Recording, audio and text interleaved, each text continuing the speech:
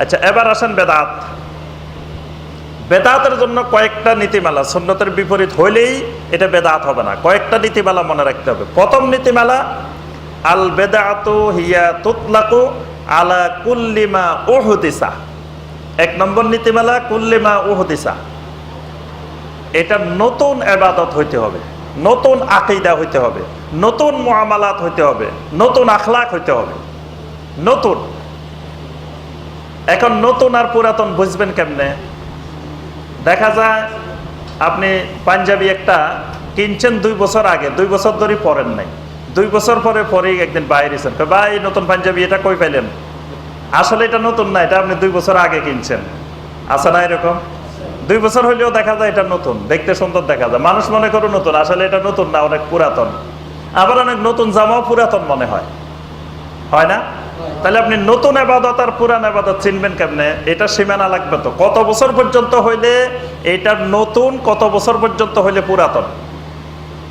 আল্লাহ রাসূল সাল্লাল্লাহু আলাইহি ওয়াসাল্লাম আমাদেরকে এমন শুভ্র স্পষ্ট, লাইলাতিন কানাহারিহা, ইসলামের রাতগুলোও দিনের মতো, সুবহানাল্লাহ, মানে কোনো অন্ধকার, কোনো অস্পষ্টতার মধ্যে আল্লাহ রাসূল সাল্লাল্লাহু আলাইহি ওয়াসাল্লাম আমাদেরকে রেখে যান নাই। নবী সাল্লাল্লাহু আলাইহি ওয়াসাল্লাম নির্দিষ্ট করে দিয়েছেন, আলাইকুম বিসুন্নতি ওয়া সুন্নাতিল খুলাফায়ে রাশিদিন আল মাহদিয়্যিন, আমার সুন্নাহ এবং আমার খোলাফায়ে রাশিদিন আল মাহদিয়্যিনের সুন্নাহ।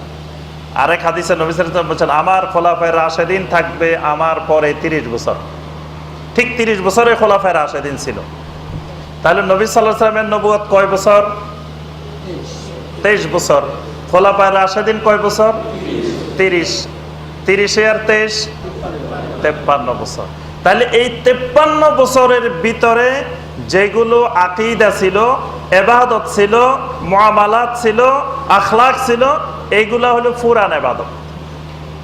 আর এই 53 বছরের পরে যেগুলা তৈরি হবে এগুলা সব নতুন ইবাদত। নতুন আর পুরাতনের সংজ্ঞা, 53 বছর পর্যন্ত পুরাতন, 53 বছরের পরে সেটা যত চাকচিক্যময় হোক, যত সুন্দর হোক, যত দেখতে ভালো লাগুক, শুনতে মজা লাগুক, কিন্তু সেটা নতুন। আর নতুন হইলে সেটা বেদাত। আল্লাহ রাসূল সাল্লাল্লাহু আলাইহি ওয়াসাল্লাম বলছেন, ইয়্যাকুম ওয়া মুহদাসাতিল উমুর, খবরদার নতুন নতুন ইবাদত, নতুন নতুন আমাল বানানো থেকে তোমরা সাবধান থাকবা। কারণ ফা ইন্না কুল্লা মুহদাসাতিন বিদআ, কারণ নতুন যা আছে সব বেদাত। ওয়া কুল্লা বিদআতিন দালালা, প্রত্যেক বেদাতেই দালালা। বেদাতের কোনো হাসানা, বেদাতের কোনো সাইয়্যা নাই। কুল্লু বেদাহ, অর্থাৎ কুল্লু বেদাতিন হাসানাতিন ওয়া কুল্লু বেদাতিন সাইয়্যাতিন, সব বেদাতেই দালালা। কারণ বেদাত যা কিছু আছে সবকিছু দেখতে বাহ্যিকভাবে চাকচিক্যময়, অনেক সুন্দর। সুন্দর না হইলে সেটা বাজারে চলে না। আপনার যদি নকল জিনিস, ভেজাল জিনিস মূল জিনিসের চাইতে, অরিজিনাল জিনিসের চাইতে যদি সুন্দর না হয়, চাকচিক্যময় না হয়, ওটা বাজারে চলে না।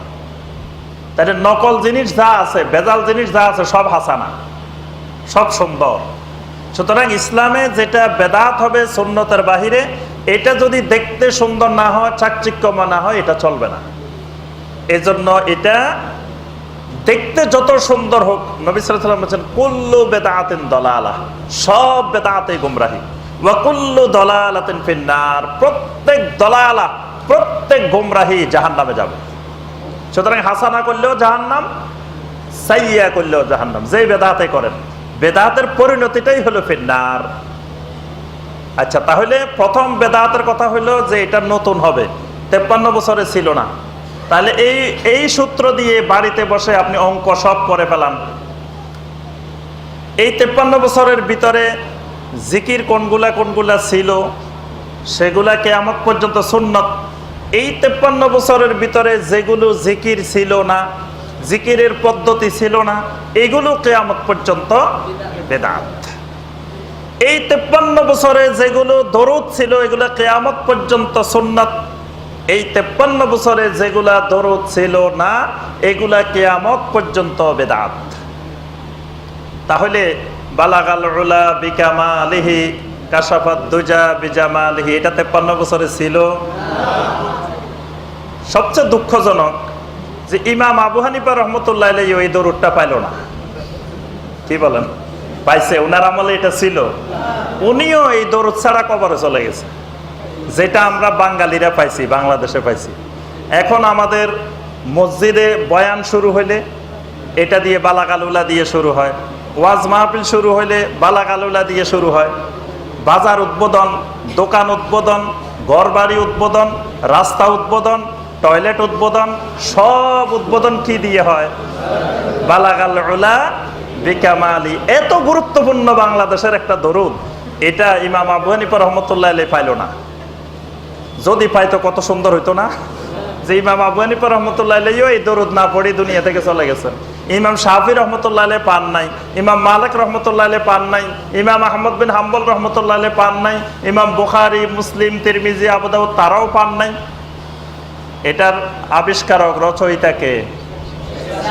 হ্যাঁ, তাহলে ওনার আগে যত মুহাদ্দিসিন, মুফাসসিরিন, ফুকাহা ইকরাম, উলামা ইকরাম চলে গেছেন, তারা এটা ছাড়া চলে গেছেন, এটা পান নাই। তাহলে এইটা কবিতা হিসাবে বেদাত না। কবিতা তো যে কেউ বানাইতে পারে, কবিতা আমিও বানাইতে পারি, আপনিও বানাইতে পারেন, আপনিও কবি হইতে পারেন, আমিও কবি হইতে পারি। কবিতা বানাইতে কোনো অসুবিধা নাই, তবে কবিতার মধ্যে কোনো শিরক থাকা যাবে না। কিন্তু ইবাদত কারো বানানোর অধিকার নাই। দরুদ হলো ইবাদত, কিন্তু কবিতা ইবাদত না। তাহলে এটাকে ইবাদত হিসাবে, দরুদ হিসাবে বানানো, দরুদ হিসাবে চালানো, এটা ইবাদত, এটা বেদাত। সমাজের অধিকাংশ মানুষ, যারা সাধারণ মানুষ, তারা জানে যে এটা দরুদ শরীফ, তারা কিন্তু খুব মহব্বতের সাথে পড়ে। বালাগাল উলা বিকামালিহি কাশাফাদ দুজা বিজামালিহি, মহব্বতের সাথে পড়েন বালাগাল উলা বিকামালি। মহব্বতের সাথে অনেক সাধারণ মানুষ, মুরব্বীরা পড়ে আর চোখের পানি বলা দরুদ পড়তেছে। আসলে এটা দরুদ না, এটা হলো কবিতা। তাহলে এই যে এটা বেদাত কোন সূত্রে পাইলেন? 53 বছরের ভিতরে এটা দরুদ হিসাবে ছিল না। সুতরাং এইরকম শুধু এটা না, আরো যতগুলাকে দরুদ হিসাবে ঢুকানো হয়েছে, দরুদের যত পদ্ধতি ঢুকানো হয়েছে, এই সবগুলা হলো কি? বেদাত। কুল্লু বেদাতিন দলালা। দরুদ পড়িও জাহান্নামে যাওয়া লাগবে। দরুদ না পড়ি জাহান্নামে গেলে এই দুঃখ সহ্য করা যায়। দরুদ না পড়ি লোকটা জাহান্নামে গেছে, কিন্তু দরুদ পড়িও যদি জাহান্নামে যেতে হয়, এটার চেয়ে দুঃখজনক আর দুঃখের সীমা নাই। আহারে, এত দরুদ পড়লাম, দরুদ পড়ি জাহান্নামে, জিকির করি জাহান্নামে, জিকির না করি জাহান্নামে গেলে এটা এত বেশি আফসোসের না, কিন্তু জিকির করি জাহান্নামে যাওয়া লাগলে এটা বড় আফসোসের। এখন জিকির যদি নবী সাল্লাল্লাহু আলাইহি সাল্লামের ওই 53 বছরের পদ্ধতিতে না হয়, তরিকায়ে সাহাবায়ে কেরামের মতো না হয়, তরিকায়ে আবু বকর রাদিয়াল্লাহু তাআলা আনহু কি জিকির করেন নাই? তাহলে আল্লাহ পাক বলছে ওয়াইয়াত্তাবি গায়রা সাবিলিল মুমিনিন, সাহাবায়ে কেরামের তরিকার ইত্তেবা করতে বলছেন। তাহলে আবু বকরের তরিকার ইত্তেবা করি আমি, ওমরের তরিকা, ওসমানের তরিকা, আলীর তরিকা, ইবনে আব্বাসের তরিকা, তাদের তরিকা যদি জিকির করি তাহলে আমি হেদায়েতের উপরে থাকবো। কিন্তু আমি সেগুলা বাদ দিয়ে তরিকায়ে সিশতিয়া, তরিকায়ে কাদেরিয়া, তরিকায়ে নকশবন্দিয়া, তরিকায়ে মুজাদ্দিদিয়া, তরিকায়ে সিশতিয়া নিজামিয়া, তরিকায়ে সিশতিয়া সাবেরিয়া, এই জাতীয় অসংখ্য তরিকার জিকির, যেটা সুন্নতের বহির্ভূত, নিজেদের বানানো মন গড়া ইবাদত। তাহলে বেদাতের প্রথম সংজ্ঞা পাইলাম কি?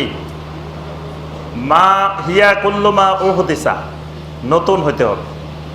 দ্বিতীয় বিষয় হলো ফি দ্বীন, এটা দ্বীনের ভিতরের অংশ হইতে হবে, দ্বীনের ভিতরে হইতে হবে। দ্বীনের ভিতরে মানে আকীদার ভিতরে, আমালের ভিতরে, মুআমালাতের ভিতরে, আখলাকের ভিতরে। কিন্তু আকীদার জন্য, আমলের জন্য, মুআমালাতের জন্য, আখলাকের জন্য যদি নতুন জিনিস হয়, সেটা বেদাত হবে না। এটা ভালো করে বুঝতে হবে। যখন আপনি বলবেন যে ভাই, এই যে আপনি সালাতের শেষে সম্মিলিতভাবে এইভাবে একজনের নেতৃত্বে এই কাজটা করছেন, এটা বেদাত, এই মুনাজাতটা বেদাত। তারপর আপনি যখন বলবেন আপনি যে ঈদে মিলাদুন নবীর নামে যে জশ্নে জুলুস বাহির করলেন, এই জশ্নে জুলুসটা বেদাত। তারপরে আপনি যে নবী সাল্লাল্লাহু আলাইহি সাল্লাম ঈদ রেখে গেলেন দুইটা, আপনি আরো একটা অতিরিক্ত বানাইলেন, এটা বেদাত। দুই ঈদের নামাজের খুতবা আছে, সালাত আছে, এই ঈদের নামাজের খুতবা কই, সালাত কই? খুতবা ছাড়া, সালাত ছাড়া যে ঈদ পালন করতেছেন এটা আরেকটা বেদাত। কি বলেন? ওই 2 ঈদে খুতবা আছে না, তারপরে সালাত আছে না, তাহলে এই ঈদেও তো খুতবা থাকবে, সালাত থাকবে। ওই ঈদে সাদাকাতুল ফিতির আছে, আরেক ঈদে কোরবানি আছে, তাহলে এখানেও তো এরকম কিছু থাকবে। তো এগুলা ছাড়া আপনি ঈদ পালন করতেছেন, এটাও তো আরেকটা বেদাত। যখন আপনি বেদাতের কথা বলবেন তখন বলবে যে মিয়া তুমিও তো বেদাত, তুমি রাসূলের যুগে ছিলে নাকি? খালি বেদাত বেদাত করো, তুমিও তো নতুন, তুমিও তো নবী সাল্লাল্লাহু আলাইহি ওয়াসাল্লামের যুগে ছিলে না। আচ্ছা, তোমার মসজিদে যে ফ্যান লাগাইছো, এসি লাগাইছো, এগুলো তো বেদাত। নবীর যুগে ফ্যান ছিল নি, এসি ছিল নি। তোমার এই যে টাইলস লাগাইছো অত সুন্দর সুন্দর মসজিদে, এগুলো তো বেদাত। বিমানে করে হজে যাও মিয়া, এগুলো তো বেদাত। নবীর যুগে কোরআনের কারিমের মধ্যে নোক্তা ছিল না, জবরজের ছিল না, পেশ ছিল না, কিছু ছিল না। এই কোরআন যে পড়ো এটাও তো বেদাত। নবীর যুগে বুখারী ছিল না, মুসলিম ছিল না, তিরমিজি ছিল না, এখন তুমি খালি কথায় কথায় বুখারী বুখারী করো, এটাও তো বেদাত। কি বলেন? নবীর যুগে এরকম মাদ্রাসা ছিল না, আলিয়া মাদ্রাসা, কওমি মাদ্রাসা, ফোরকানিয়া মাদ্রাসা, হাফেজিয়া মাদ্রাসা, এরকম মাদ্রাসাই তো ছিল না, তো এটাও তো বেদাত। কি বলেন? এগুলো বেদাত না? তাহলে তো সবে বেদাত। বেদাতে অসুবিধা কি? বেদাতের ব্যাপারে মূল নীতিমালা হলো ফিদ্দিন, এটা দ্বীনের ভিতরে হইতে হবে, দ্বীনের মধ্যে হইতে হবে, দ্বীনের জন্য না, লিদ্দীন না। লিদ্দীন হলে ওটা বেদাত না, ফিদ্দিন হলে ওটা বেদাত।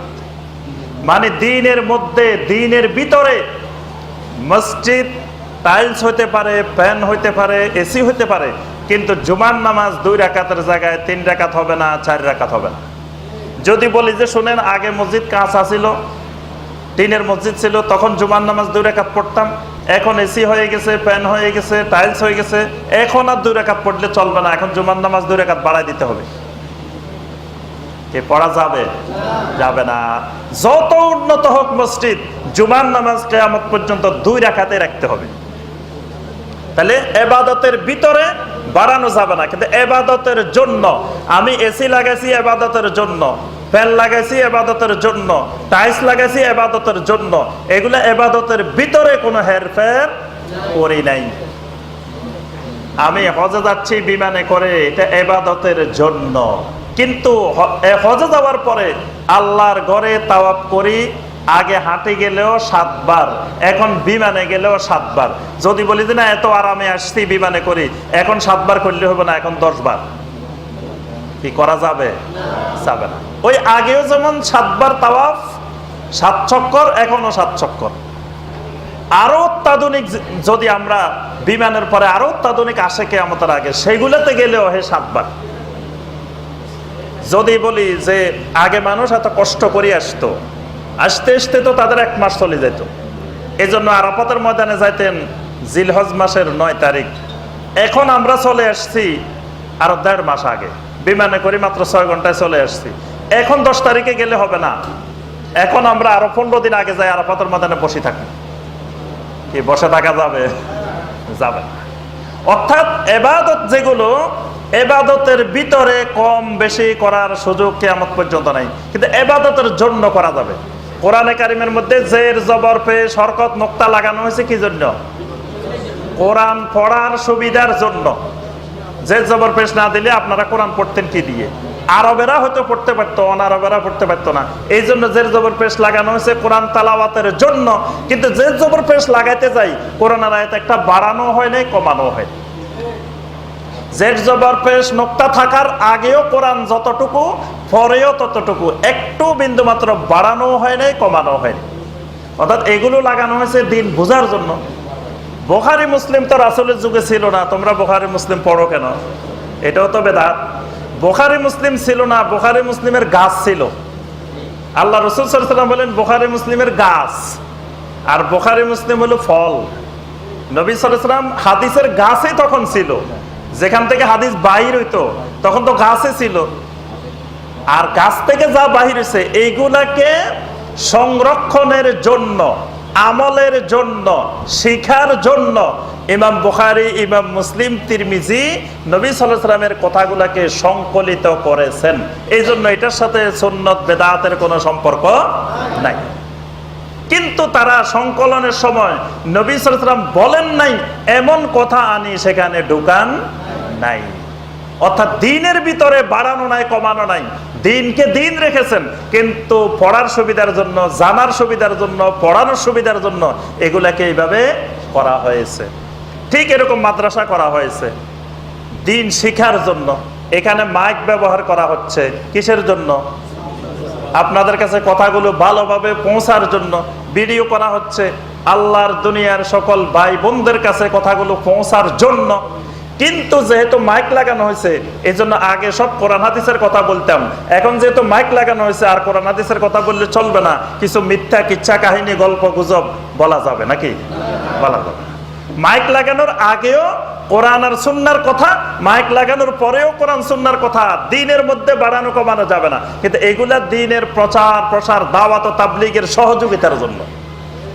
তাহলে এই নীতিমালা মনে রাখতে হবে, ফিদ দিন আর লিদ্দিন।